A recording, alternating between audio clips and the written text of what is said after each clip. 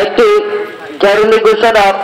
সম্মানিত মৌলভীবাজার পৌরবাসীর অবগতির জন্য জানানো যাচ্ছে যে কয়েকদিন অতিবৃষ্টি ওজান থেকে নামা আসা পানির জলের কারণে মৌলভীবাজার জেলার সকল নদ নদী পানির বিপদসীমার উপর তীব্র বেগে প্রবাহিত হচ্ছে।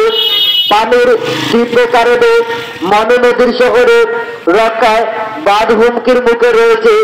যে কোনো সময় শহরকে বাঁধ উপচয় অথবা ভেঙে পানি শহরে প্রবেশ করতে পারে।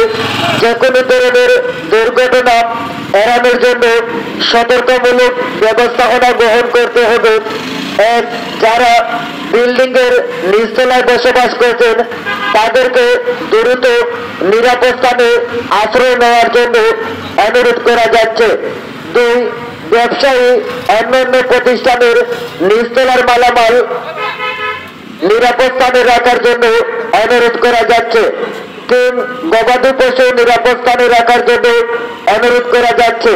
4, আগামী 2 ও 3 দিন সতর্ক থাকার জন্য শহরবাসীকে অনুরোধ করা যাচ্ছে। 5, আগামী শুকনা খাবার, মোমবাতি, match, lighter, torch light, mobile charge করে রাখা সহ অন্যান্য নিত্য প্রয়োজনীয় উপকরণ সামগ্রী রাখার জন্য অনুরোধ করা হইল। অনুরোধ করবে মনোয়ার আহমেদ রহমান, সদস্য সচিব, পৌর বিএনপি, মৌলভীবাজার।